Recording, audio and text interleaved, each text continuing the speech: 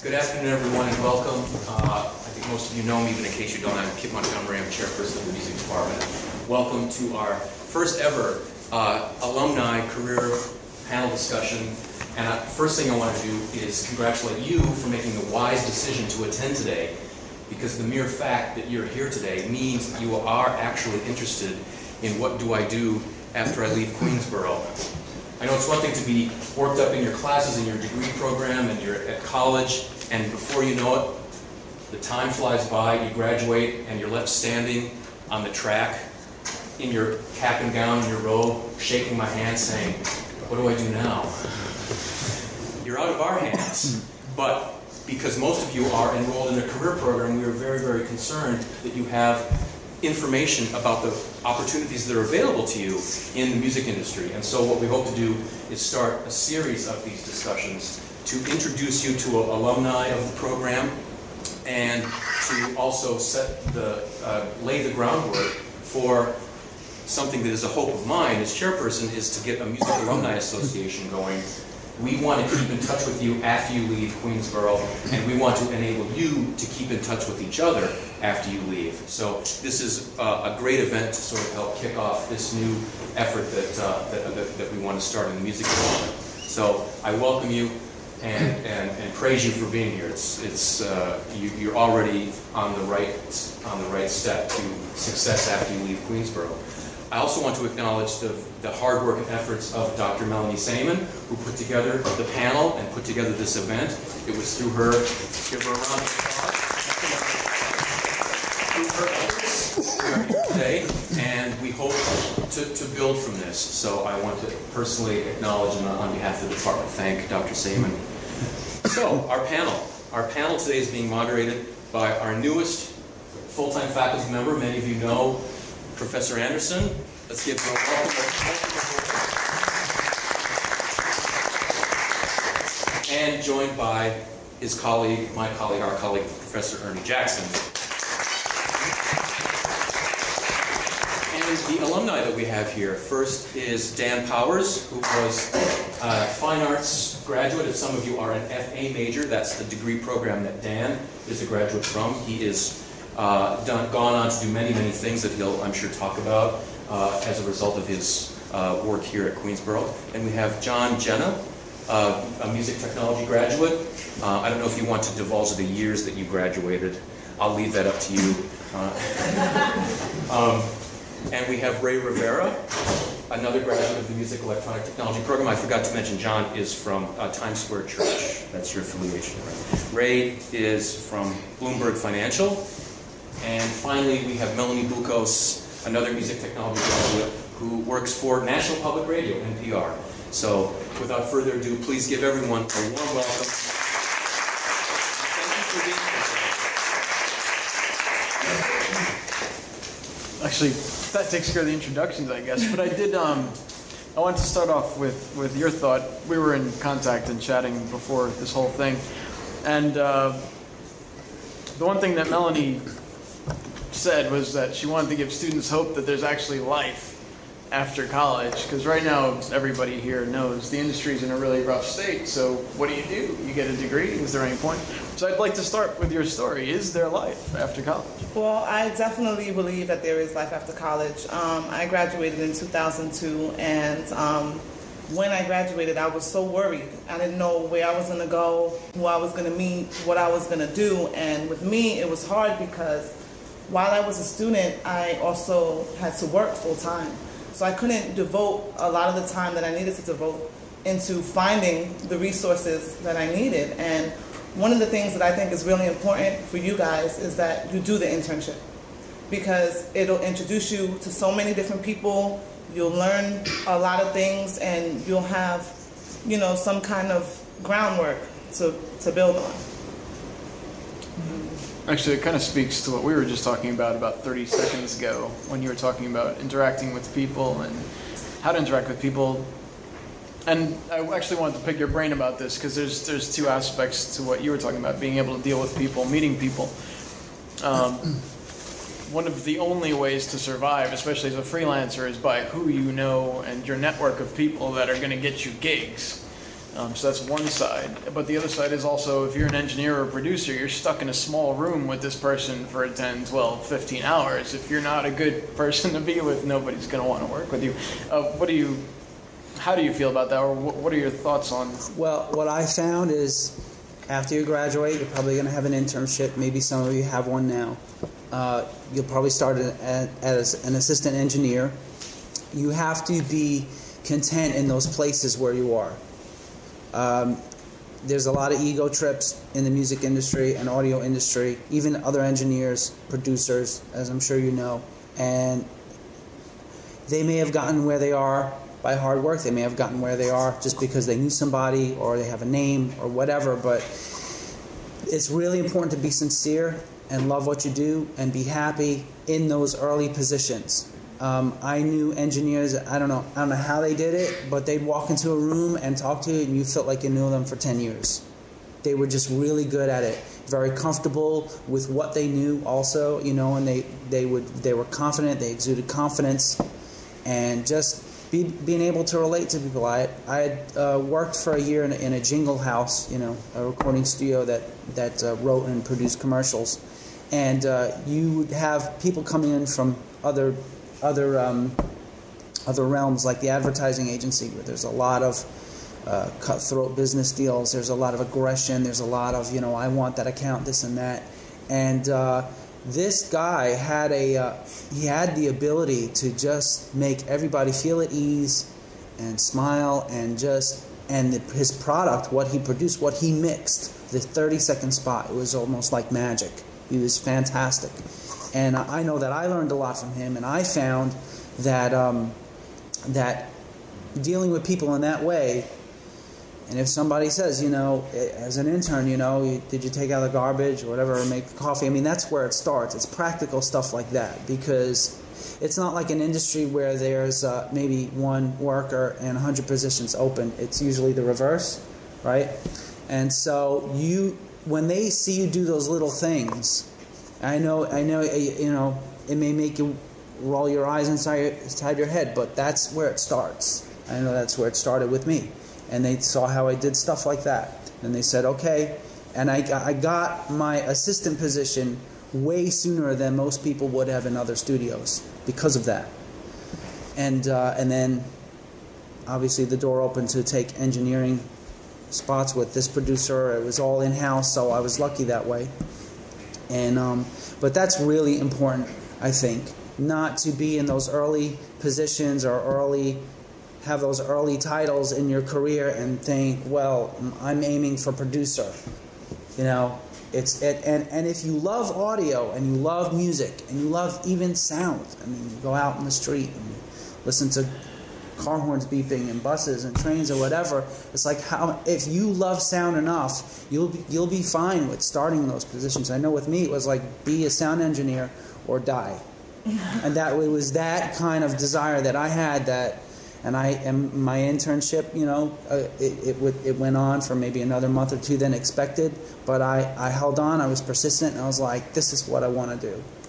And that's basically what it is. And maybe I touched on 3 or 4 other topics. No, that's actually a bunch of really good topics to touch on. When you leave college, really, I mean, it's not like you leave college with an audio degree and someone just says, oh, I'm going to hire you as my engineer. You have to start at the bottom. You have to start as an intern, and one of the things you're going to do as an intern is get people coffee and get their tea. One of the ways I got started was because I knew how the engineer at the studio I assisted at liked his coffee. Everybody else in the world in the studio hated the way I made coffee, but I made it because the head engineer liked it that way. And because he liked it that way, I became an assistant. It was one of those things.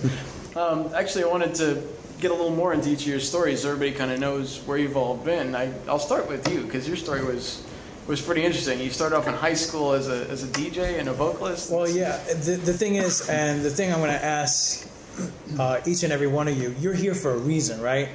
There's something that got you interested in coming here. There's something that got you interested in coming to Queens Borough. There was something different than anywhere else. There might have been one of the reasons why I came here. I'm going to be honest with you, was money, because I couldn't afford to go somewhere else. I'm going to be honest, because I'm a minority. And at the time, I didn't have access to capital. A capital is a fancy word that rich people use for money.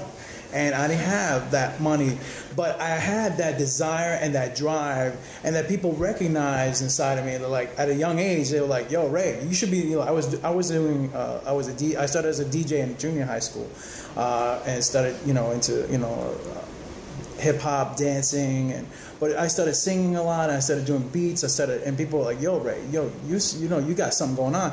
I'm like, "Oh yeah, and I didn't really believe it until I got to high school. At the high school level, then they started a radio station where I went to high school, and then I became a DJ on the air. And then I started getting a taste and meeting a lot of people. I met Billy Joel. I met a lot of fancy people at Z100, big producers at the time, that introduced me to this world of entertainment. And how they became successful. I'm like, yo, I want to get to be like that. And then everybody has a story. Everybody has an anecdote of how to get to the top. But there's the methodology. There's no exact one way. And I saw Queens Borough as an opportunity. What I read about the music electronic program is what drew me here, and I saw that this was one way to kind of like wedge me in.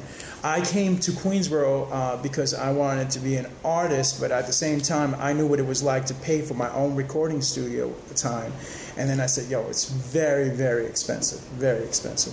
I mean, if you're lucky, you could get $25 an hour, $50 an hour. But if you really want to play with the big-time people, you're going to start talking about $100 an hour, and it adds up. And when you go to the studio, you have to be prepared. You have to know what you're doing. Otherwise, you're going to rack up the money. So, pay for a lot of studio time. So I said, you know what? I want to become a recording engineer so that I can do my own stuff. And then, I have the shot to be quote-unquote my own producer and all that. But it was interesting along the way. I met a lot of great people here. I met people like Alan Kashkin, Ron Carter.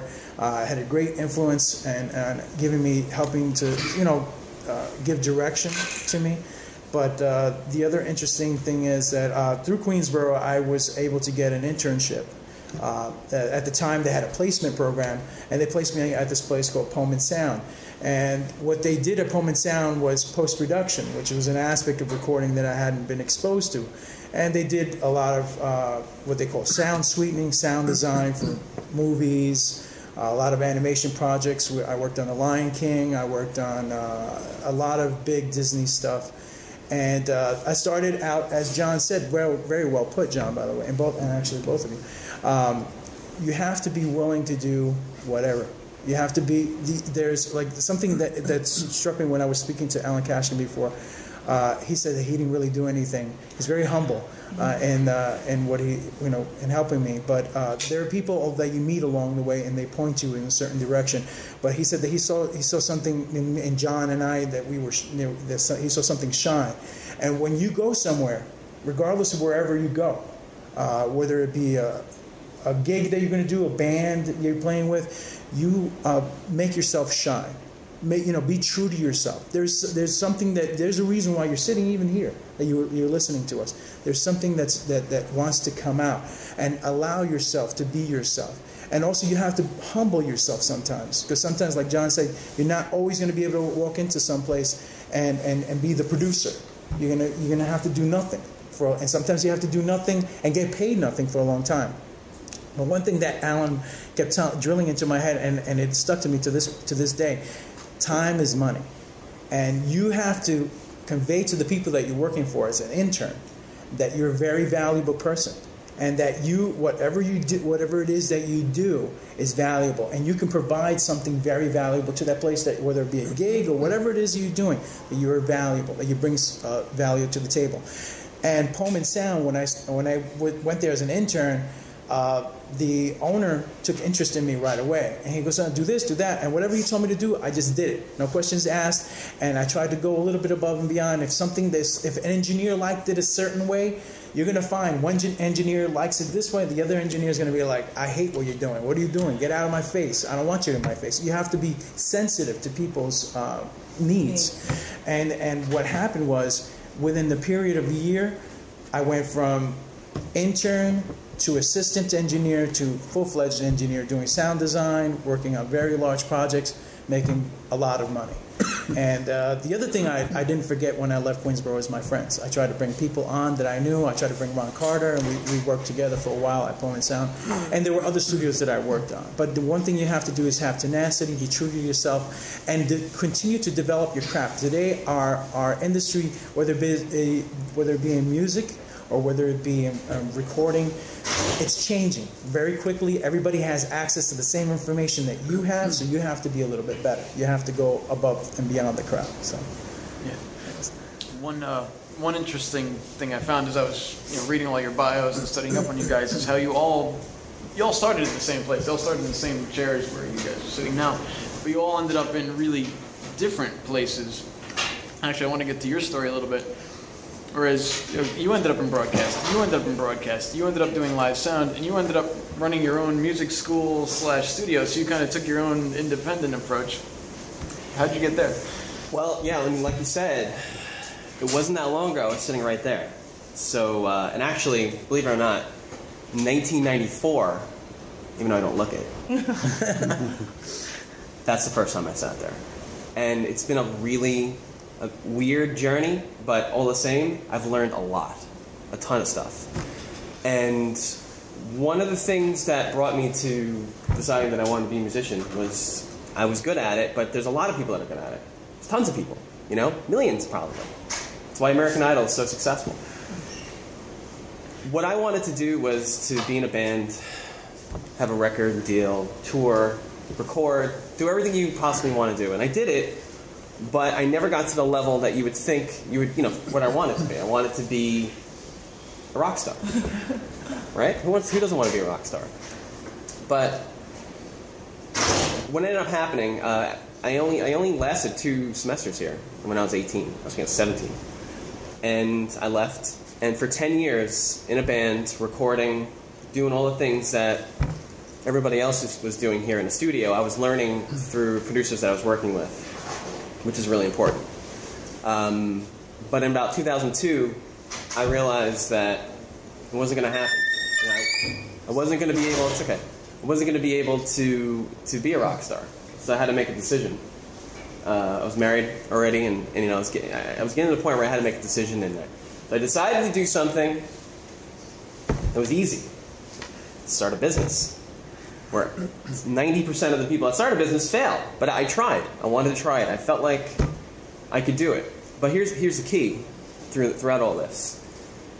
What I learned by being in the music industry, by being in a band, are skills that you really, really need to start a business.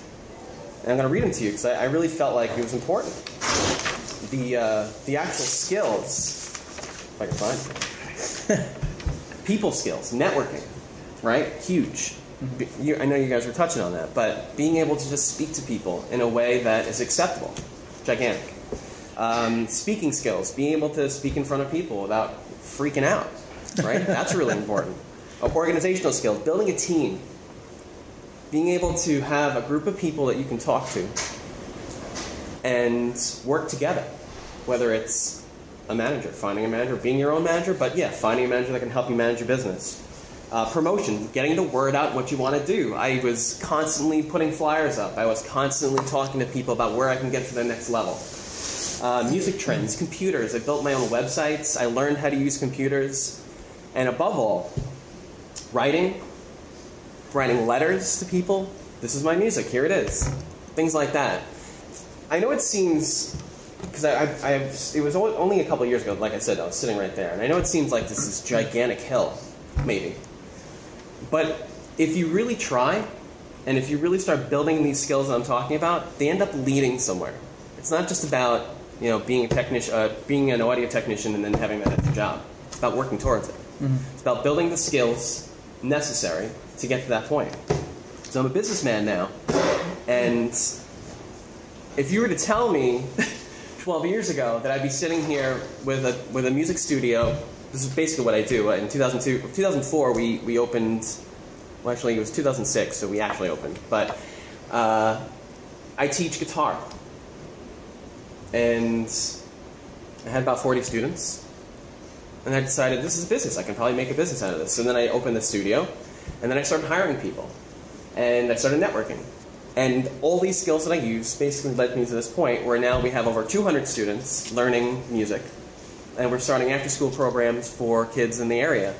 And it was really easy because I had a sound background from school here, obviously, and also in the real world where things you really kind of need to go.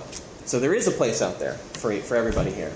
But don't be afraid to jump in it. And definitely later I want to talk about maybe, if it's okay, doing some mastermind things where we can try to build these skills, which I think are crucial to success.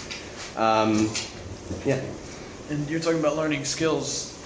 I'll throw it back to you first, but I want to go down the line here. Everybody who attended college, you learn stuff in college, but then you also go out into the real world, you find there's a lot of stuff you learned that maybe you need it, maybe you didn't. There's some stuff that you learned that you didn't expect to need to know, but then suddenly it becomes really important. Is there anything that sticks out? We'll go start with Melanie. We'll go down the line. Is there anything that sticks out in your mind? Something that you were sitting in class here, or you learned here, maybe you expected or didn't expect it to be important, but it became very important. What? Yeah, I mean, everything I think is important. Everything that I learned here is important. Like, I wanted to touch on something you said. When I came to Queens Borough, I wanted to be a producer. That's what I wanted to do. Music was my passion, and that's what I wanted. And I realized that you do have to enjoy what you do in order for you to take it seriously. Because if you don't enjoy it, you're not going to take it seriously. And if you don't take it seriously, you're not going to know how to absorb that information and retain it so that when you do go out there, you can use it. So you have to know that you enjoy what you do and this is what you want to do. And even if you don't become a multi-platinum producer or very successful, the skills that you learn, the things that you learn here, definitely can get you a job doing other things. Like, I never thought I'd be a broadcast technician. I never thought I'd be working in radio making the money that I make, you know? So you can apply whatever you learn here to so many different things. You can be, you can work in radio, you can work doing live sound, you can do so many things with the skills that you learn. So it's important that you just pay attention and really absorb and retain that information. Actually, if I could jump in one thing, because I wanted to hit on you. I've actually been to Bloomberg Studios. You guys all know Bloomberg from the Mayor Bloomberg, but he made his fortune, he made his name by supplying information and information technology to the financial sector. And Bloomberg, the company, has a building, I think it's over on Lexington, I think? Lexington, yeah, and 59. One half of that building is a major multimedia studio. You have TV studios, you have radio studios, you're broadcasting over cable, over fiber, over satellite, over all kinds of stuff. Internet, yeah. So yeah, I'd be interested also to hear. Yeah, the one thing I've been, for the past 10 years, I've been working at Bloomberg Radio. I started at Bloomberg Radio. They actually started looking to me two years prior. In 1998, they started looking. They just found my name, and they were looking for me to come because they wanted somebody with recording experience. They wanted to take their radio programming to the next level. They wanted to do they want to do multi-tracking kind of like for radio and all this stuff. And that was very interesting to me. But the first pitch they gave to me was in Princeton, New Jersey, and I was like, that's kind of. And then plus the fact I was like, what am I going to do? I'm a creative guy going into financial business. It just doesn't mix. So then again in 2000, they came back to me and they were like, we got a job in New York. You're more interested. And then they started explaining to me again that they showed me the equipment, and they wanted to, because radio, they were a little, regardless of whatever market they were in, they were always behind the times as far as equipment was concerned, as far as technology was concerned. They were the last guys on the block to do whatever everybody else was doing. So I didn't want to play like that. And I already had tasted radio. People were trying to get me to go to Z100, and then I said, I can't really be an artist and then also be on the radio. It's going to be, people don't accept that very readily. So then I said, nah. So then I concentrated on recording. But then when these guys came to talk to me, and then they offered me monies, and with the job, number one, seemed interesting to me because when I came to Queens Borough, not only was I doing fine arts and music electronic technology, but there was also engineering courses that I was taking that I actually happen to be good at, and I actually have, not only am I very creative, but I'm also very technical at the same time. So I felt that in the changing market back in 2000, I realized that the music industry was changing tremendously. Everything was going to internet-based music rather than recording or music companies. The big labels were kind of like getting broken down. So then, having a little foresight, I decided to join Bloomberg Radio with the idea of getting into television, because I figured that if you have an engineer that knows video, it's going to be very valuable. Because I had already, prior to going to Bloomberg, I was working at Duart Film and Video, which is a Hollywood, very, very big Hollywood production outfit. They did like 90% of the film processing and film post-production and pre-production was done either out of Duart Film and Video or Technicolor. And so I landed the job with Duart, and I started doing a lot of music videos with a lot of with stuff for Ja Rule, Nelly, a lot of hip-hop artists, Madonna. And a lot of times there were problems with a lot of the audio that would come in, and everything was totally out of sync, and I would be the guy that they would go to try to, because I had the musical ear, but I also, with my eye, was also very good, and I was able to get everything perfectly in sync and get also the kind of mix that they wanted for the music video. So anyway, when I went to Bloomberg Television, I was in radio for like 4 years, and then I decided to make the move to television, and it was actually a very good fit. Now I'm actually working more on the satellite area of Bloomberg Television, and I bring in all the feeds for 32 countries. And it's a very interesting job. Audio, satellites related, it's decibel related. You learn your spectrum out. If any of you are learning any aspects of spectrum analyzer, learn it, know it, remember it, because you'll be able to use it in a lot of different ways. Again, you were asking what I would never expect that my math skills and my technical skills would ever give me gainful employment. But that coupled with my music abilities, because people, whenever there's problems with audio stuff, they still like, I'm the go-to guy in my department. And I've been able to contribute a lot of things to Bloomberg Television. I'm very happy that I've been afforded that opportunity. So. You were nodding a lot. I don't know if you want to jump in. Well, it's the whole thing about the skill set of something else being applicable. So, when you go to, are you a 9-to-5 person, or are you a person who has to go to work and you don't look at the hours? That's what I want to ask you. Me? Yeah. Not a 9. I'm not. I could be a 9-to-5. I would like to have a 9-to-5 person, but ever since I got into the music industry, it's never been. So it's a kind of a job where you have to just be at the job, and when the job begins, it begins. Where it ends, and when it ends, it ends. Okay. So my big question to you is: are you a person who can get to your job on time? You know what? I'm gonna be honest with you. At first, I struggled with that. It was something that I learned, that being late is very selfish. And if you want to get paid, you have to, time is money. And can you say it just one more time? No, I want you to just say exactly what I'm going to be honest. Being late is something I've learned that it's something very selfish. Yeah. And you're wasting other people's time. Yeah. And it's very important because look at it this way.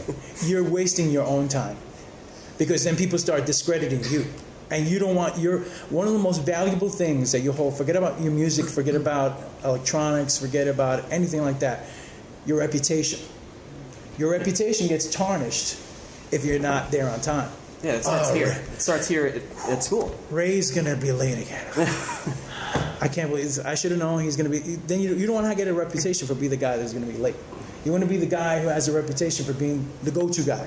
If I give something to Ray, he doesn't know what he's going to do, but he somehow turns around and all of a sudden it's gold. That's what you want. But time is definitely time. That's good. That's a great Thank question. you very much. The other thing I just want to ask too, this whole thing about math skills. Sometimes it's tough, and just in general. But it's how do you find what math skill that you actually can be good at as it relates to music? Because I think sometimes what's taught as math in school, they can't see themselves really using in music, other than simple addition and stuff like that. But I know that when it comes to frame rates and it comes to syncing, it's really involved. Oh yeah, it's very important. I mean, when it comes to television, you have different frame rates. You have 29.97, you have 29.97 drop frame, you have 30 frames per second, you have 24 frames per second. This is not something that I learned. This is something you have to know. This is something, if you don't know, you actually have to get to know it. If you have to know sync issues, 44.1, 48 kilohertz, 98 kilohertz, you have to know the sync rates for those things. You have to know how the ones and zeros work. If you don't know it, you learn it. These are things that I didn't necessarily know, but these are skills that I acquired along the way. But if you're a musician, you have a vantage point. You have the advantage point of divergent thinking. You have the ability of using both sides of your brain. You can do music, you could do other things. Most musicians that I know say, I'm not good at math, or when they break down the 6/8, the 12/4, they can subdivide all the different meters. They could do they could break down the notes, sometimes the beats better than I can break it down. You are good at math. Whether you realize it or not, you can break, if you could when you do your compound metering and all that stuff with music, it translates to a lot of different areas. And a lot of CEOs, I found, being in this industry, in the financial industry, a lot of CEOs are musicians. Alan Greenspan, he was the chairman of the Federal Reserve. He was a musician before he did anything. He was a saxophone player, but he was also a very accomplished musician. And he decided to go with the financials because, again, it was lucrative. Just math is very, very. Math is important. A lot of presidents too were musicians. Yes, that's true. A lot of presidents. How about you, as far as what you learned here? And even something as menial as being on time. It's a skill you don't think you're actually learning when the professor is marking you late. But I found how a recording session is constructed from the time the client walks in the door to the time he walks out with the product. That's definitely something, and I can't remember who it was, but like you were mentioning about each client having a specific set of likes and dislikes, and that's important. I think what is really important also is where I work now. I mix monitors at Times Square Church, so I have a lot of opportunities to look at a room and say, all right, well, I'm going to put a sound system in here, or I'm going to take this sound system and completely redo it. So I'm taking apart an entire sound system from scratch. A lot of times in a studio, you've got your aux outs and main outs going to processing or whatever, and going to crossovers and amp racks, and the amp racks sit there, they stay there. You got your amp outs to your speakers, so you don't have the opportunity so much to crawl in that amp rack unless you just kind of feel like it and you want to see what's there, but they're turned on and left on and forgotten about. That's one thing that I had to learn about, and how to build a sound system for the room I was in. Okay, the room is this big, or it's half the size, and it's drywall and carpet, or drywall and granite floors. All these things came into account. I'm really grateful that I've had the encouragement and liberty to kind of do all that without even a supervisor saying, well, this is really what I want. And he just kind of said, well, that room needs a sound system. Or sometimes I would walk in a room and see that I need to redo this or whatever, or it needs to work because 5 people ask me for this thing they can't do. Really getting to know your sound system from mic diaphragm to speaker driver is really essential. And what's going to work together, what's not going to work together. Knowing the gear that's out there, like we were talking about, being really into gear, knowing what's going to work with what. Will these speakers sound harsh? These speakers sound mild? Whatever, stuff like that. I've learned basically, and you're always going to be learning, especially in audio where technology advances so fast, it'll make your head spin. It's really important to stay on top. Even if I know people that are not that into it, but they still make it a point to know what's out there. To keep up and learning. Yeah. And you were talking about all these business skills that you kind of learned on the fly. Anything else that you learned as far as that goes that either you expected that, I'm sitting in class, this I know is going to be important, or just later on down the line something just hit you from behind and said, wow, I know that. That's pretty amazing. Well, yeah, I went back to school in 2004 because I needed to brush up on theory, and then that helped. But yeah, getting back to the skills thing, the being on time. Okay, the being on time thing. Yeah. Actually, Just don't say it be. again. Don't be I know on. what you're gonna say. Yeah, don't be on time. Actually, be early. Be early. I to a fault. Unfortunately for me, I mean, maybe people. My wife thinks it's really annoying. I'm early for everything, and I get really itchy if I'm 5 minutes almost late. Okay, so that's really important. How many people here are in the music tech program? Most. All right. So almost everybody, pretty much. And then everybody else, fine arts? Anybody playing in a band? Anybody doing karaoke? At my studio, yeah, one person. At my studio, not only did we do the whole teaching thing, for the first 2 years we did a lot of recording. And we're on a lot of artists, hip-hop, a lot of recording, bands, solo artists, my music, doing music for television, things like that, a lot of publishing. And anybody know a lot about publishing here? Music publishing? Lucrative. I wish I knew more. Yeah. I mean, recording in a session, we could go so many different ways with this, but it's really important. I know we talked about working well with each other, and knowing your gear, that's really important too. But basically being able to get the job done on time too. Because I've worked on albums, I've heard nightmare stories from other producers that, yeah, they're taking less to do it, but because they want to do this. Anybody know what a spec deal is? Or like maybe working for less or nothing, just so that they can promote the album and get the album to hit. Well, in this industry, it's really hard. You need to get that CD done, or the digital CD, or whatever it is now today.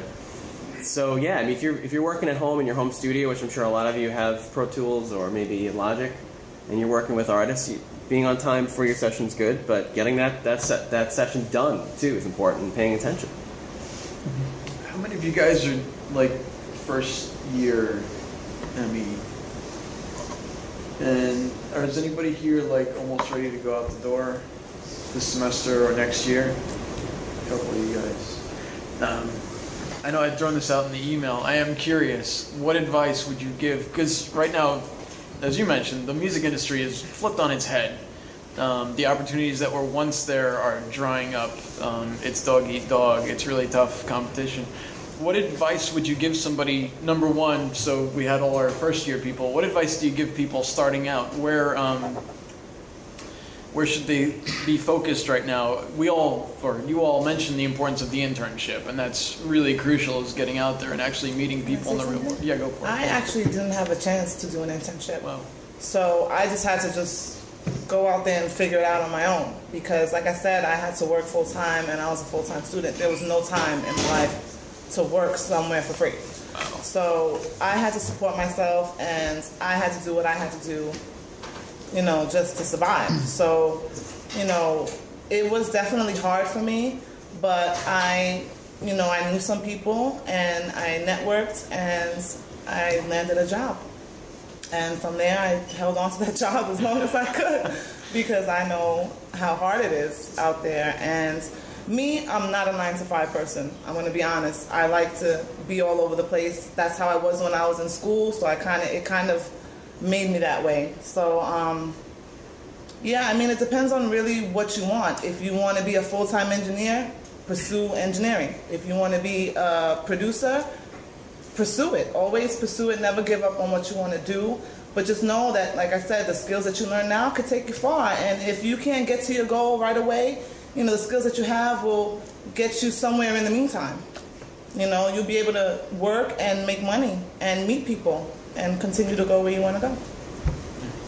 I want to go back to the 9-to-5 job. You guys would shudder to know the time that I have to go at work. I have to be at work at 4 o'clock in the morning every day.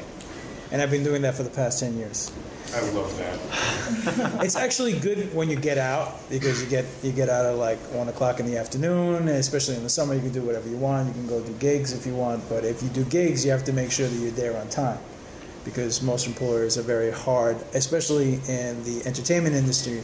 If you prove to yourself to be unreliable, you're out the door. And it's very important that what you said before about not only being on time, when you're on a project, when you're on a job, when you're given a task, when you have a piece of music, or you're working on a piece of music, you have to make sure you finish it. You have to be a finisher. You have to be a finisher in life. Mm-hmm. And as far as I'm kind of like, there was like a point where I had to go get work before I got the opportunity. Before I came to Queens Borough, I was working at American Airlines, and I was a crew chief. And then I realized the blue-collar job or a 9-to-5 job wasn't for me. That's because I knew I was wasting my time. And some people just give up on their dreams. And I'm still not giving up on my dream. I'm still not done yet. I still have aspirations that I would like to complete. But as you said, I have my resume here before me, but these are just skill sets that are going to get me eventually to where I would like to go to. You have to be open. You might start out as being a musician, and you might wind up being an engineer. You might start out to be a producer, and you might wind up being a musician. Or you might be doing music publishing, which is I know I have friends that came to Queens Borough here, and a couple of guys became very successful in music publishing. And that's where a lot of the money is. That's where a lot of money is now. That's where a lot of in music publishing. And if everybody talks about producer, but not everybody understands the real aspects of a real producer, the Clives of the world, or the elite people, the Phil Ramones of the world. They have their hands in everything. If you can get in your position, in a position where you have you have a say in this, not only in your record company, but in other record companies and music publishing deals and everything, and somehow that money comes to you, you're the man or you're the woman.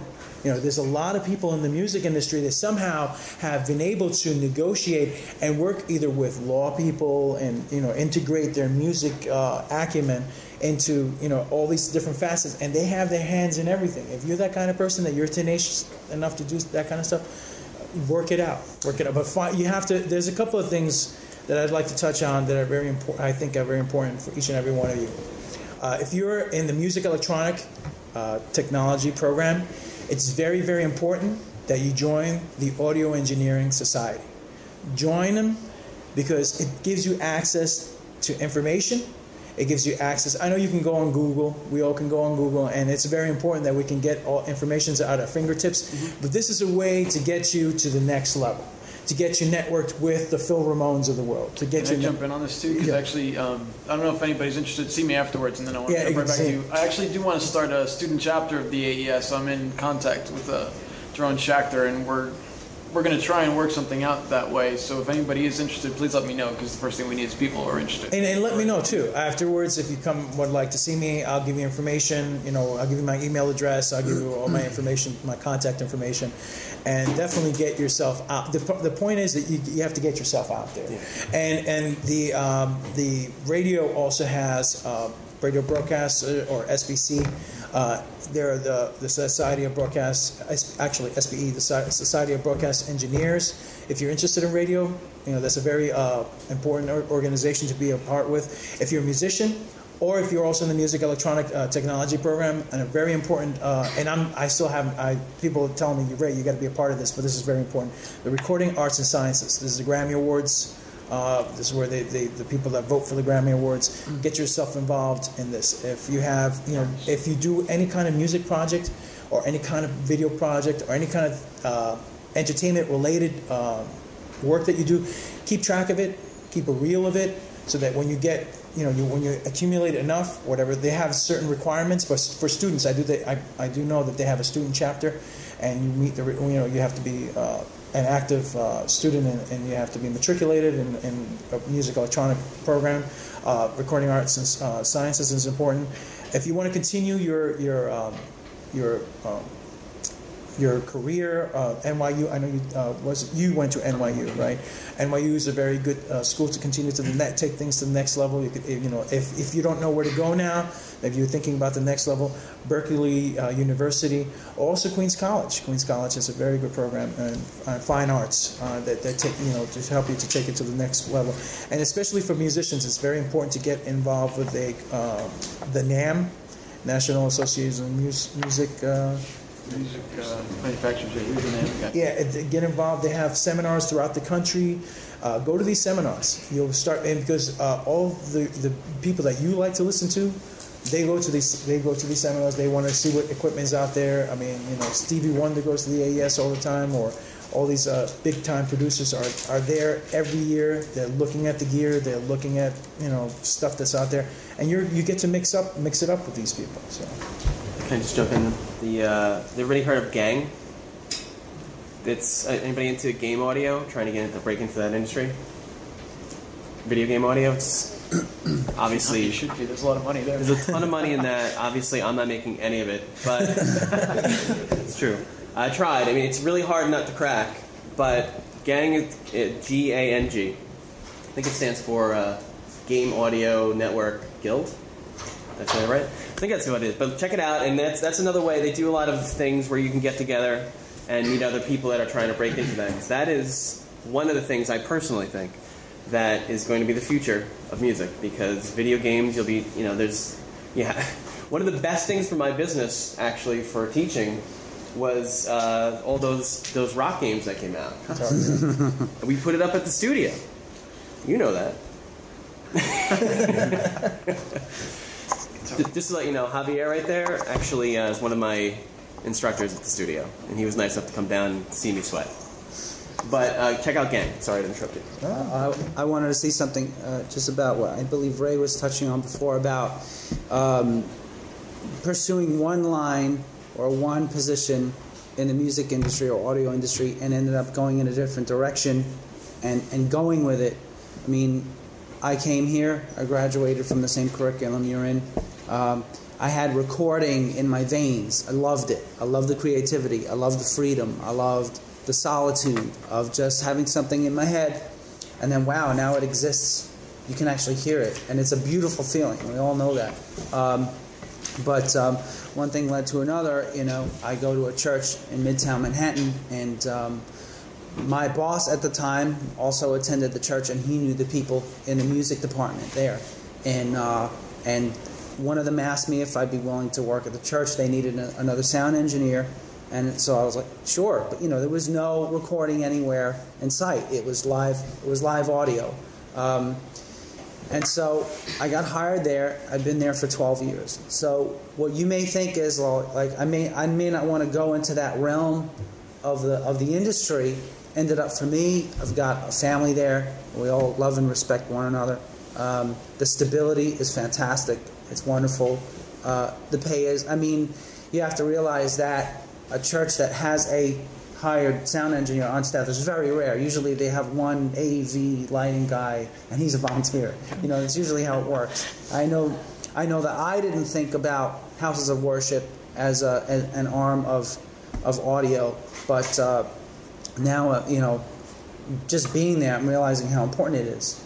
It's important. A church is an important part of our society. It's where we share our faith with others and all of that. But also that nurturing environment helped me to grow a lot. It helped me to, and like I said before, there was the encouragement there. There was the freedom that we trust you. And me even learning stuff all by myself with no one there in the room, with components all apart, and realizing how this stuff is going to work. But keep an open mind, because like Ray said, you may find open doors to another arm of the industry that you didn't think about before, or there may be new doors that don't even exist yet. That sure is now from when we were going here, when I was going here anyway. So the funny thing is, I'm a member of the AES, and we tour. They have every month they tour different facilities. They tour recording studios, television stations, anything to do with entertainment, movie studios. But one time they were very impressed with Times Square Church, and we went to Times Square Church. We toured the facility, and I had kept out of. I hadn't seen John since we were here at Queens Borough. And then we were touring the facility, and then they introduced one of the techs, and here's John Genna. I'm like, John Genna? I'm like, hey. And then afterwards, like, John, you remember me? So as it turns out, John said, hey, Ray, would you be interested in doing some gigs here, whenever we need a substitute? So I'm like, hey, sure, that's kind of cool. I mean, not only that was networking, but it's, putting all things aside, too, God has given you a talent. God has given you a tremendous, regardless of what walk of faith you come from, God has given you a talent, and you have an opportunity to develop it. And I'm very proud of John, because, John was saying, like, what should I talk about? I'm like, you know what? They have state-of-the-art equipment. Not only do they have state-of-the-art equipment, they know what they're doing. The sound there is better than stuff that I've heard in recording studios, places that I've worked on. There's a certain craft, but because they have to answer to higher authority, they're doing it as unto God, and I think it's something very, very special. The same thing with the forefathers of our music field, the Mozart, Amadeus, and all Bach. They did it as unto God. They honed their craft. God has given you an opportunity in your life. Run with it. Go for it. Don't let anything stop you. You have nothing but good things ahead of you. And there are people in life that you'll be able to meet, network with them, get to know whatever it is you need to know to get to the place that you want to be. So, if I could just say one thing. Also, the whole attitude is different there too. Like I said, it's like a family. If you're gigging for an artist, as you guys know, you may have to deal with somebody who has a head, and in live sound, you've got the house guy way in the back, and he's making the mix how he wants it, and he's got that freedom. People respect him. Okay, he's the engineer. This is how he wants to mix the sound. But doing monitors, you're more like a waiter. Like, how would you like? Would you like extra hot vocals with that? And it's true, and it's like a lot of monitor guys. There's a reputation of, man, the artist is gonna beat on the monitor guy, whatever. But it's all flipped around at the church, because we're all there, we're all in unity, and we're there for one purpose. We're there to worship God, and the attitudes are different. There's no egos there. We all know that we're on the same level. We're on the same page, and I'm happy for that opportunity. That's why I've been there for Yeah, it is, and that's why I've been there for 12 years. But there is also the attitude, and me and Ivan, the other guy who does house sound, who I've learned a ton from. There is the attitude of, well, they know best, and that's why they're here. And there's, just because I work in a church is not stopping any of you from going down that same road, and like Ray said, honing your skills and owning this thing, as they say, and walking into a studio or a control room or whatever, and everybody that you work for say, so-and-so is here. Okay, now, we feel comfortable and everything like that. So we're still talking about the who is leaving soon school, right? So a couple of you guys here are doing that. I get resumes, and they're really interesting sometimes. One bit of advice I'd like to talk about really quick: email addresses. Get rid of the funky email addresses. Definitely, like hotbooty99, or one of my favorites was Asian105ER at yahoo.com, which spells Asian loser at yahoo.com, which is totally not cool. It's not professional. It's not professional, and I didn't even get to read his resume. Actually, I did, because I was curious. But I didn't call him because, you just kind of feel after a while conflict, like it's a little weird. So a little bit of advice, just your name. Even if it's like John so-and-so 1 million, because you could, everybody has the same name as you, just try to find something that's your name. When you're sending a resume to someone, this is what I'm doing, whether it's a music tech or something like that. That's really important. Self-packaging. Can I say something? I'm looking in the audience, and I don't see that many women, in the audience. And me being a woman graduating from the program, when I did, there was only 2 other girls with me who graduated from the program, and it is a little discouraging. I'm not gonna lie. When I first went out there and I went on my first sound gig, I was nervous. I was, worried that I wouldn't be taken seriously. And, I've come across a few people who might have questioned, my abilities. But, again, what it all boils down to is what you know. And as long as you can prove yourself, then you have nothing to worry about. And the funny thing is when I started working at NPR, all of the engineers were women, and that just made me feel a whole lot better. I was like, yes, this is where I need to be. There was one male engineer, but my boss was a woman. All of the head engineers there were women. I think up until recently, it was a male-dominated tour. It was a male-dominated. It was definitely a men's club. It still is definitely a men's club. Yeah. But, don't let that discourage you and just keep going. Do what you have to do. Yeah. And I'll just add also this, because the crowd is diverse. It was when I first started out in 1994 as a professional, when I started getting into interning at studios and stuff. Actually, I started in 1988. Started interning in studios. It was a little rough because it was hard for the minority crowd, to break into certain studios, and I was told all kinds of things. You're not going to make it in this industry. You're not going to become successful. Don't ever let anybody's, for lack of a better word, it's stupidity, stop you from moving forward. Right now we have the playing field is made even for everybody. So if you're not successful, don't blame, because a lot of people in the hood, we blame people for this man, it's their fault. No, it's not. It's your fault. You have to overcome whatever obstacles are thrown your way and use them as stepping stones. Use them as stepping stones to get to the next level. If somebody tries to put you down, you could be your boss. I've had bosses that I've had to work for that were absolute fire, and they were racist. Even working at Bloomberg, there were times that people gave me very hard times, but I was always true to self. I was always true to the craft, and of course, God kept me in check. But don't let anybody ever discourage you. And if you need to take it to the next level, human resources is there for a reason. Most places, if you don't have a human resource department or manager, if you need to talk to somebody, just to say, hey, whatever this person is doing is not cool. Don't be afraid to speak up. But the other important thing that I think you guys were bringing up is important as far as learning things. You need to write things down. I noticed that when I try to get people in the door, and they, their resume looks fantastic, you have great work experience, but they just don't seem that eager. You have to be eager. You have to show the person that you're trying to employ. Take notes. If you're not taking notes, some people may get the wrong impression because you might be a genius. You might be a person that just like whatever I'm saying, you're just recording it and you'll remember exact detail whatever I'm saying. But people don't know that about you.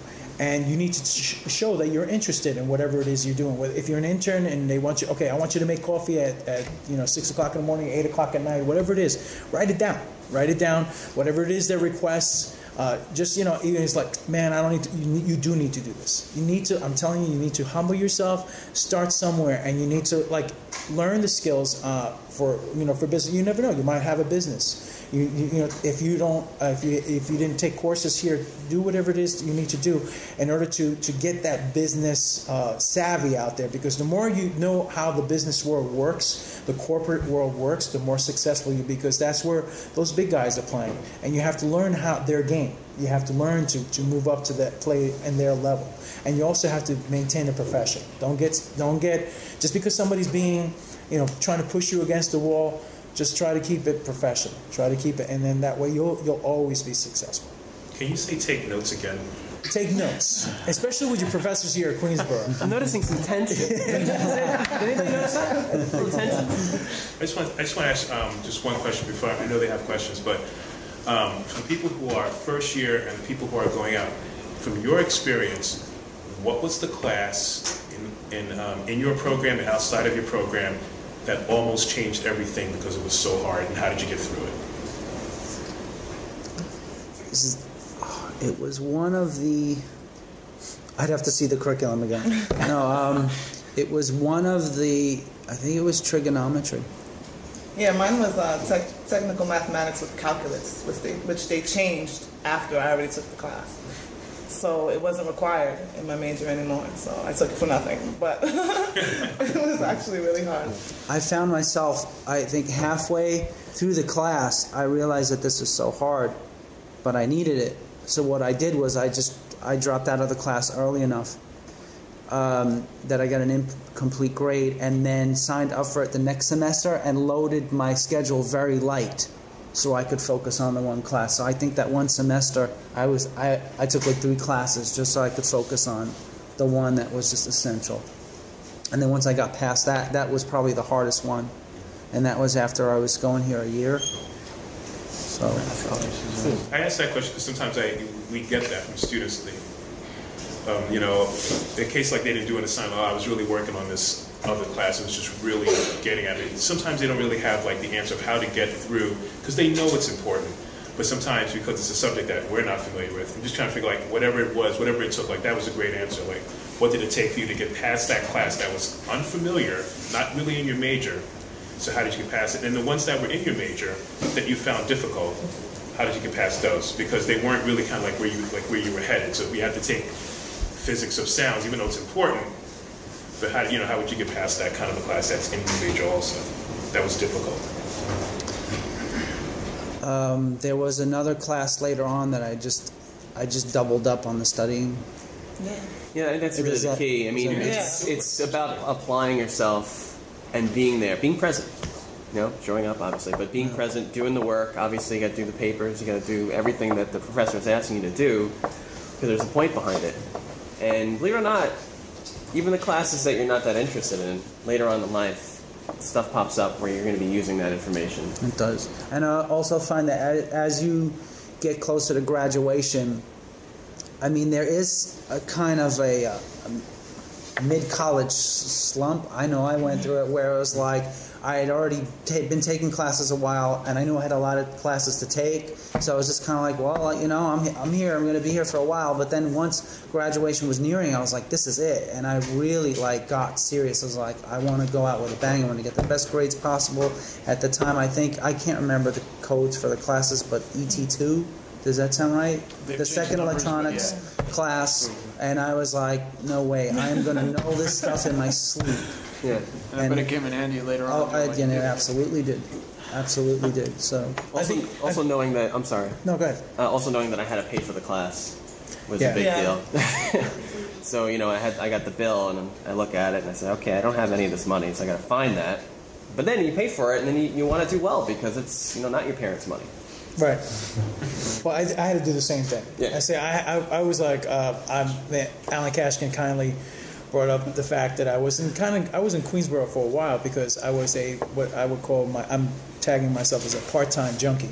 I just come to school part-time because I was working full-time, and I had paid, you know, my parents didn't give me any money, and I wasn't eligible for any of the financial aid and anything, so I did have to pay for the courses. But going back to your question, as far as when I first came into the music electronic technology program, I was required, I don't think it's required any longer, to take pretty serious engineering courses that I had never had a background in.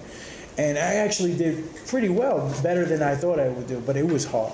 It was the hardest thing I ever had to do. The physics courses were hard, but I did a lot better than I thought I was actually a lot better. Yeah, I surprised myself. I was actually a lot better at it. Same thing with the math, as John said. Some of the math was just like, oh my goodness, how am I going to get through this? And you almost feel like you're going off on a tangent. Like, wait, if I'm applying my brain to this, what about all the other stuff that is important? There is that feeling too. But again, I'm glad I took economics because it actually helped me out very much, and I actually got an A in economics here. And you never know. You never know what. I think it all boils down to you enjoying what you do. Like, I'm not gonna lie, I loved coming to school. I loved learning everything that I learned. It was just what I wanted to do, and because I had that mindset, it was easier for me to appreciate the knowledge. And I didn't want to miss a course. I know I did have trouble with some of the courses, I'm not going to lie, but I did the best that I could. And that's all you can really do, but you really have to enjoy what you do. Do you say love coming to school again? Love coming to school. Okay, so we're going to get questions from you to ask them. So who has a question to ask our panel? They're here for you to talk to them. So if you don't raise your hand, I'm going to stare at you. Please.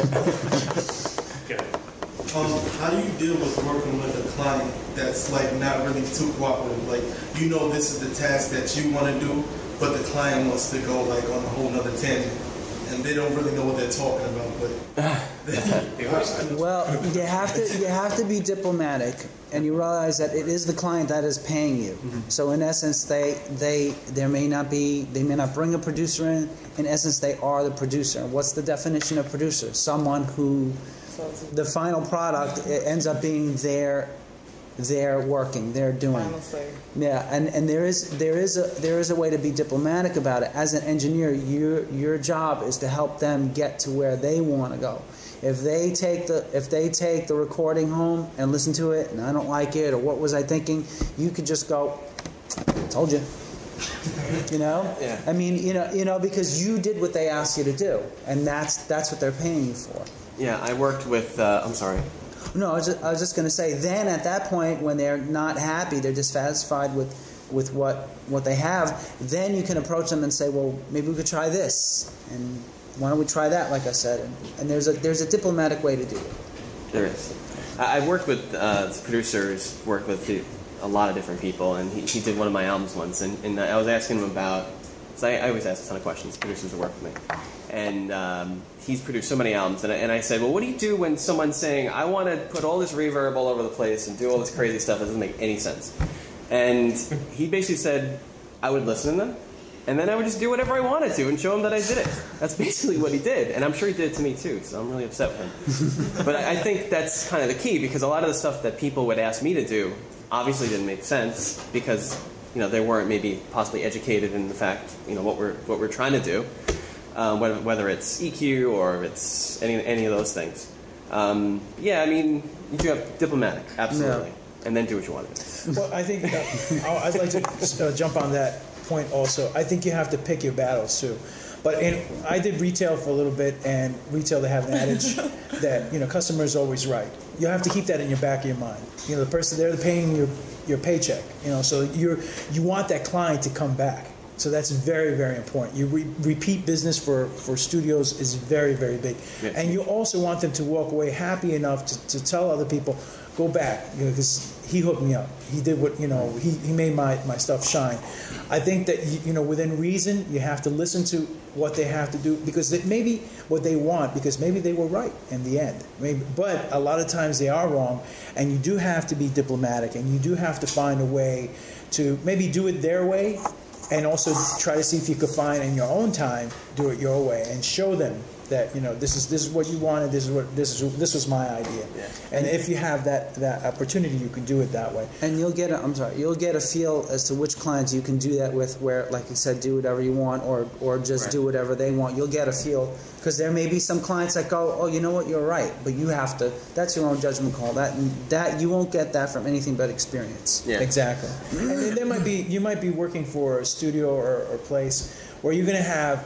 Not only that client, you have 4 or 5 clients waiting to come in the door, and you're going to have to decide whether or not this battle is important or else, just push it out, and you just might have to move forward. Okay, we're going to do it your way. My advice is that this might not work very well for your and always make them look, because you want to make them look good in the end. Yeah. It's just, we want to make you look good.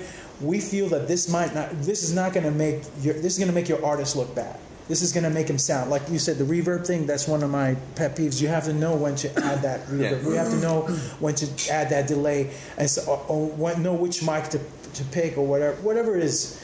You have to know when to give it, when to say yes, when to say no, and when to just walk away and then move on to the next thing. And there may be clients that you have that after a while you work with them so much that they begin to trust your ears. I mean, I know that I early on in my career, I would watch producers and engineers, because I worked at a studio. It was all in-house, so we knew each other, we were friends, whatever, that the producers trust the engineers so much. Hey, that last line was flat. Let's take it again. Oh, was it? Okay. They just trusted them, Yeah. So there's also those working kind of partnerships, and I tell you that they make fantastic work, because you've got 2 minds feeding off each other, stimulating each other, being creative. There's no other feeling like it. Always think long term, not short term. Another question: how do you create a good environment for the artist or producer coming in? Like a good make them feel comfortable. Yeah. Make them feel comfortable. Make them, don't be phony. Always be yourself. Help to try to make them feel relaxed. anything to kind of lower the tension. If you're good at cracking jokes, that's always a good thing to break the ice. But there's some people that just want to get down, get to know you. Even if you have the opportunity to do some prep time before your clients come in or before the producer comes in, try to get to know what they like. If you know somebody else that work with them, try to find out from them what works, what doesn't work. If not, sometimes you just have to be flexible. You have to be able to move, go with the flow. Some people are very rigid, and that's where I think the technicians and engineers have a bad rap between musicians, where it's good to be a musician and an engineer because you can see it from both sides. But sometimes engineers want it their way, and musicians don't understand their way, and they want it their way. So there has to be, you have to be compromise. You have to be willing to compromise. Also, another thing, I know a lot of artists come into studios that, some may have an ego trip, but there are a lot that come in, singers, musicians, that they're kind of riding on the fence of whether they sound good or they sound horrible. And a lot of times you can be the one to just say, hey, that sounded good, and maybe give them suggestions. But also, when they do sound good and they're not sure, you tell them, you sounded great or whatever, and that's what's going to make an artist want to work with you again and again and again. That now they went into your studio not sure their material, they came out like, wow, this does, so and so thinks it sounds good, it sounds great, build up their confidence. That's that too. It's all this, so many variables of interpersonal kind of interaction that will make people call you up again. Yeah, I think brushing up on people skills. Making sure if you're not a people person, become a people person. The only way you can be friendly is to try to be friendly.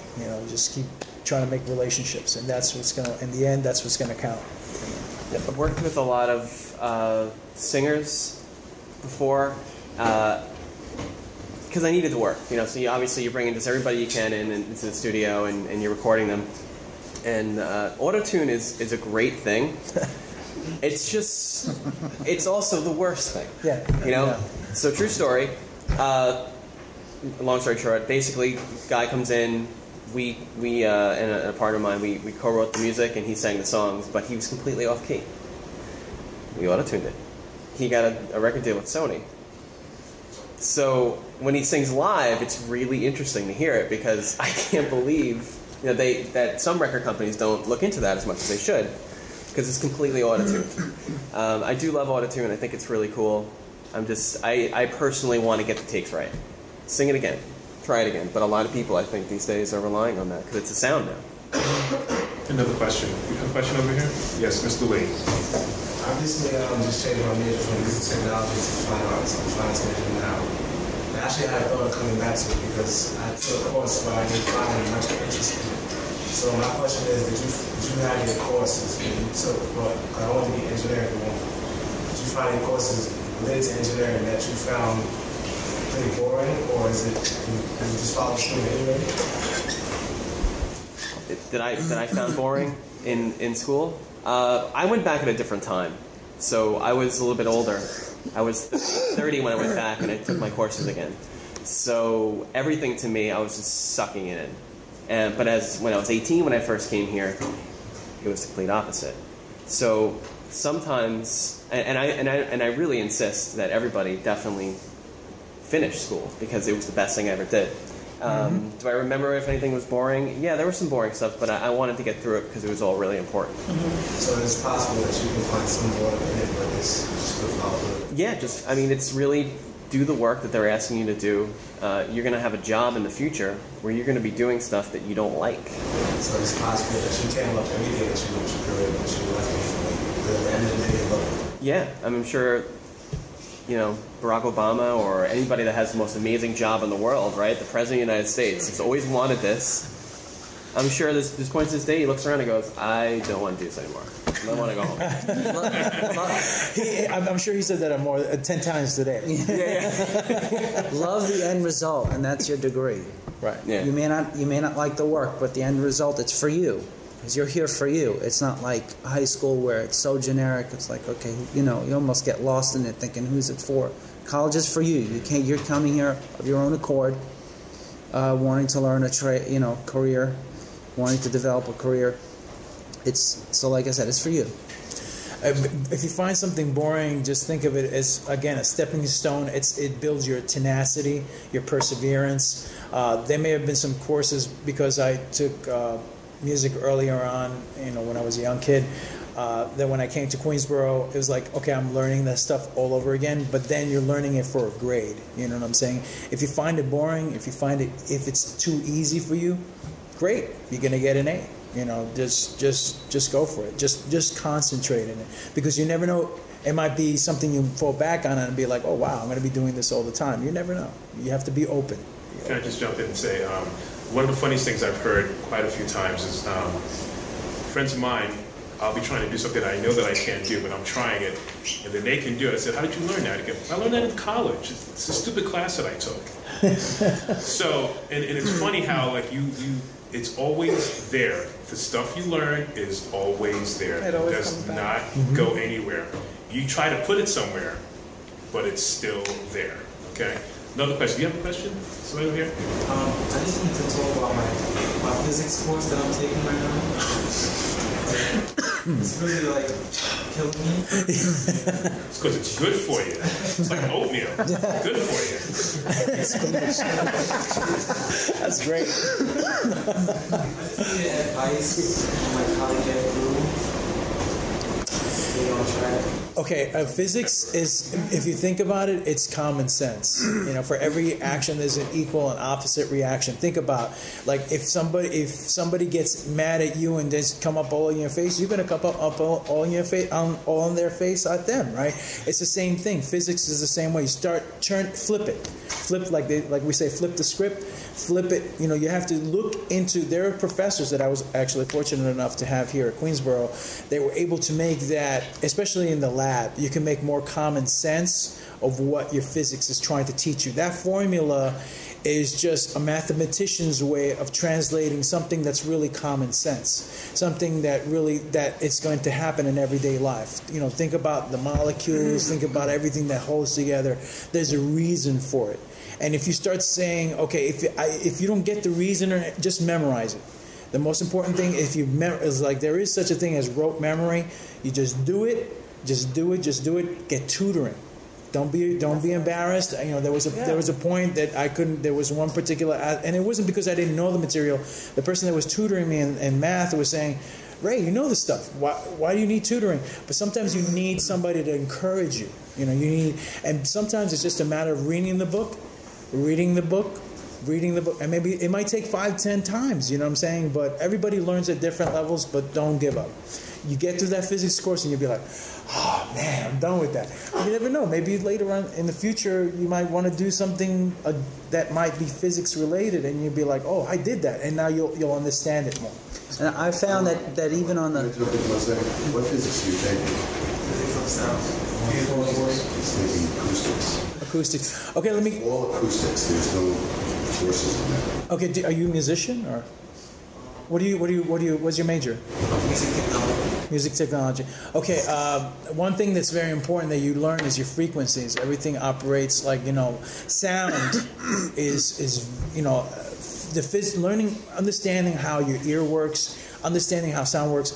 Like when you press the A on the keyboard, that operates at 440 cycles per second, or 440 times that the sound goes up and down, and then that way it translates to an A. All right. So once you start learning the maybe common sense things, it'll make sense to you.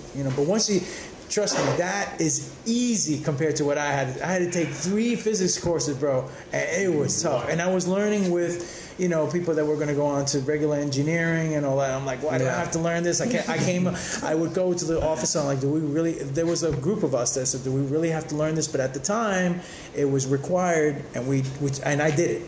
And then now that I'm working with satellites and stuff, I'm one of the people that shines in my department, because I'm the only person in my department that has a degree in engineering, that understands the technology. And then some things that people get stuck with, I'm able to get them to the next level. So you could be that guy. I will say, remember, every class you take here is only 15 weeks out of your life. That's true. That's the simplest thing. Over here, question. Yeah, I was just wondering, like, once you graduate, or before you graduate, like, how do you get into, like, internships and, like, because it's not like other careers where it's just, like, a big network out there. Sure it is. It sure is. I mean, but it's not like you just go to the New York Times and it's like, all right. Well, you have access to the internet, right? You have access to the internet. You can look up all different kinds of studios and things like that. Like, it's all on the internet. Yeah, I had a Craigslist said. I actually did a internship at a publishing company, and it's on Craigslist. That was 5 years ago. So definitely. Well, you can search the online ad. School have like something, really offer or something. You have us. I don't know how to say it any better. I mean, the faculty, for the most part, we have things. But if you don't ask us, we don't know that you're looking for it. I actually found my first internship, which turned into my first job from Mix magazine. I think they had like an annual issue, and all studios all over the country. I know times are different now. This is, a decade and a half ago, but they had all sorts of listings, and I called and called and called.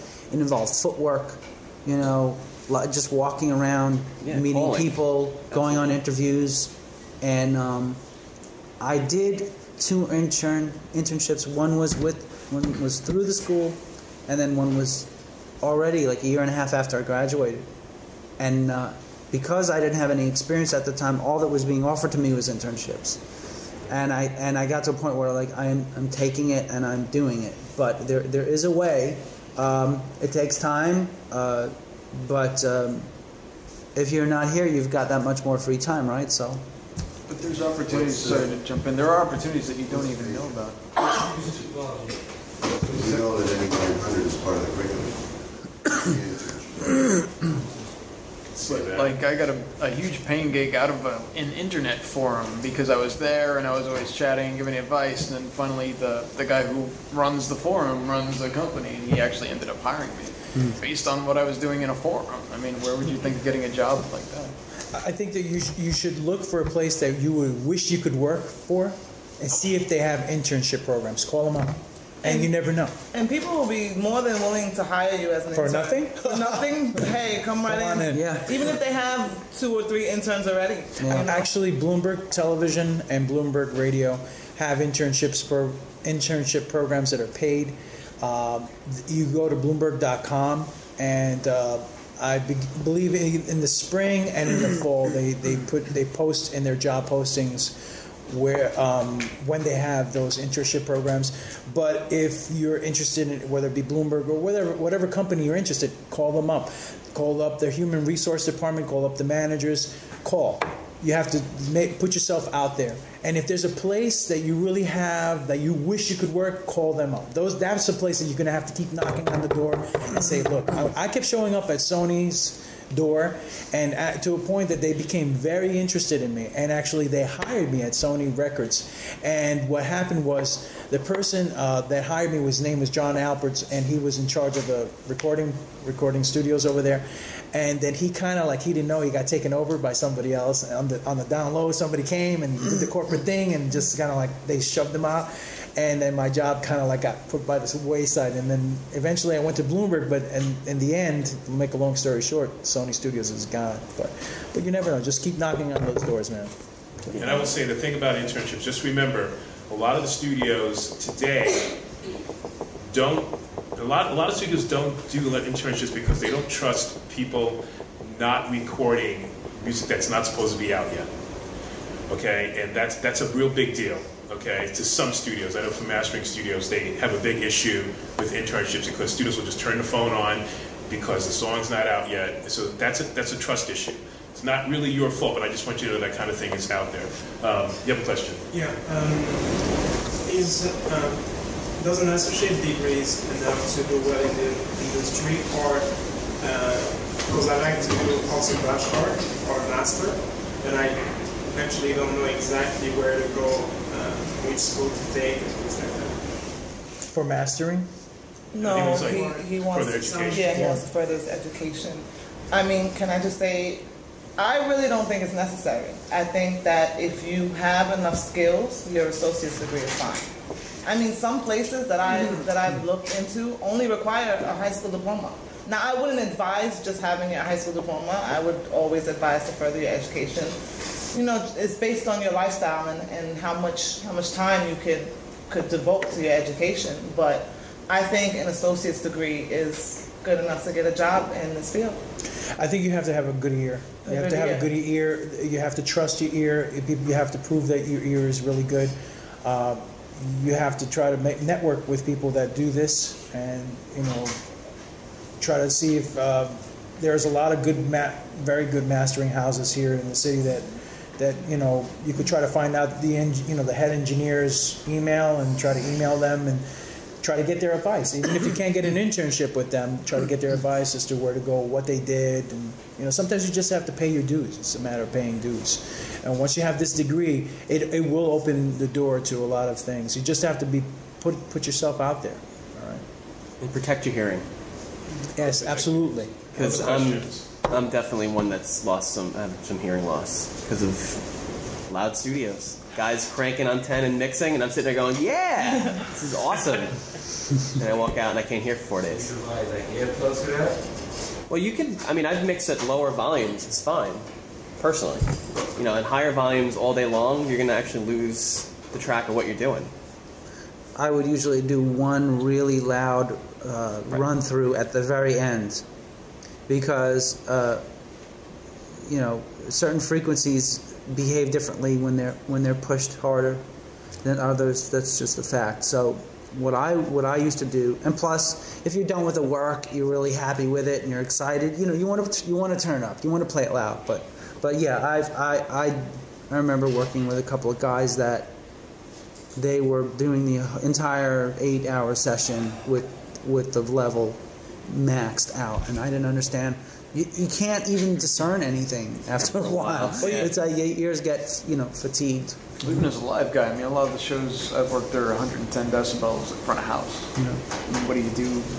Well, on Friday nights we have our youth service, and there's lots of electric guitars, and they turn up. And one problem we've had actually on the stage is we have an Intellect system so that each of the musicians can actually do their own mix level-wise, not so much EQing or processing, but level-wise. And the way that musicians are, well, I need to hear more of me, and the piano players, I need to hear more of me, and then the drummer's telling himself and me, I need to hear more of me, and then this, So before you know it, everyone's doing this with their levels, with their monitors. But now we've reached a point where I don't think we can turn up anymore without problems. But I don't know what it is. Maybe it's age. I find myself sticking the earplugs in, and I don't go home with headaches anymore. So I got like one more question. I got to get out because we're almost coming to that point. Yeah. Stefano, do you have a question? What I wanted to ask is I guess everybody now has trouble to finding the time and the money to focus on what they want to do. Actually, that's what I'm basically dealing with right now. I want to focus on all the ideas I have. But since I'm having all this other trouble, what is like a good plan to try to arrange those things, like finding time for what you want to do, like from the school to job, how to plan. Let's say want to practice all this stuff that you're learning at the school. Like, what is a good idea? What's your dream job? What do you want to do? I don't know what is my dream job. I know that I want to focus, let's say, getting more recordings, like getting people to record them and just having a mix. Having people come ideas. But the only thing is I don't have the time to do that. So what is the plan to get into organize? School first, right? Do you have a job now? Full-time job? It's still part-time. And you go to school full-time? Just on your days off. Like, you have to work at it as much as you can. Like, whatever time you have available is the time that you invest in your studies and your, whatever you want to work on. You should write down how much time you spend at work. Write down how much time you spend at school. Write down how much time you spend doing whatever it is else you're doing. And whatever it is left over, try to see if you can fit in a schedule or make a list of things that are important to you. Doing a self-evaluation and making sure that you find time to make things, make time to do the things that you want to do. If your job is hampering that ability, if it's a job that's not related to the industry, then maybe try to find a gainful employment that's closer to what you want to do.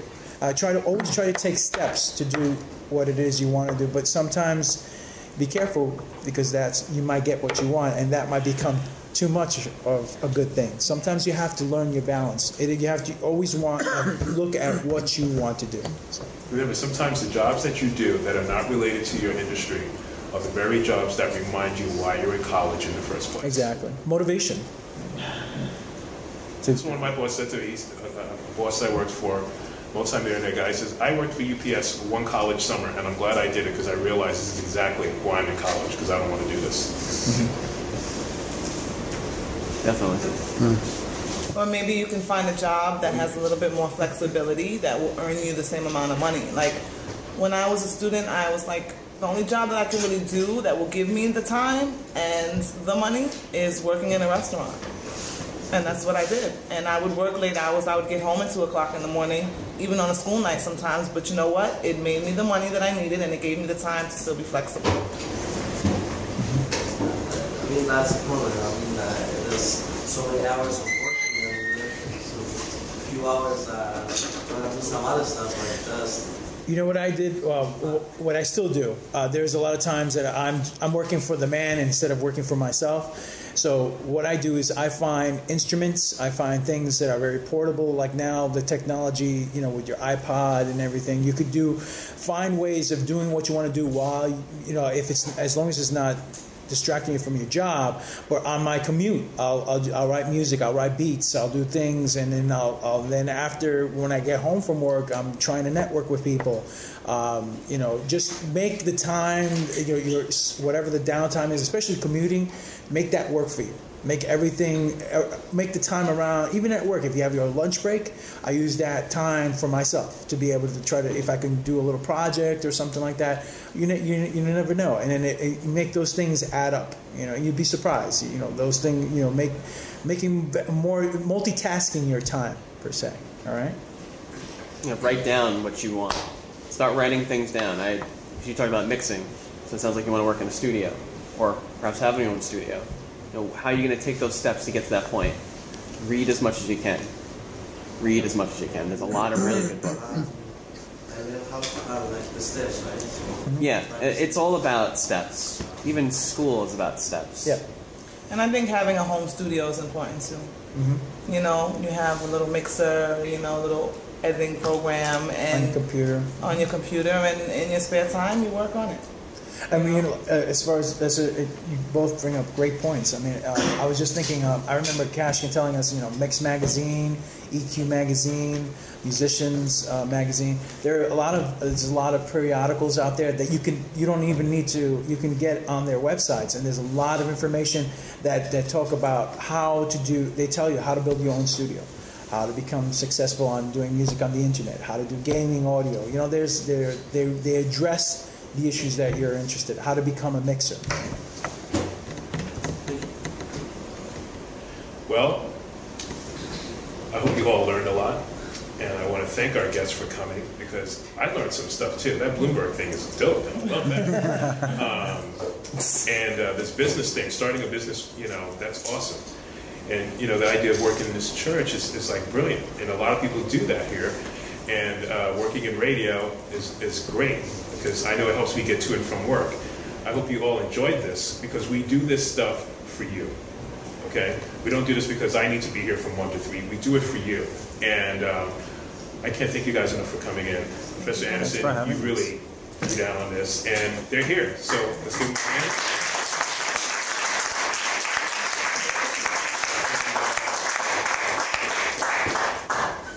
If you can say, I guess, a few minutes, I guess they will the shy ones will come and talk to you. Okay? But thank you. I have my business card. Yeah, if anybody wants to come over and create information, I'm going to be the bouncer, so I'll make sure you guys get here. Thank you all. That's why I see in the town in Manhattan, we have the telepath.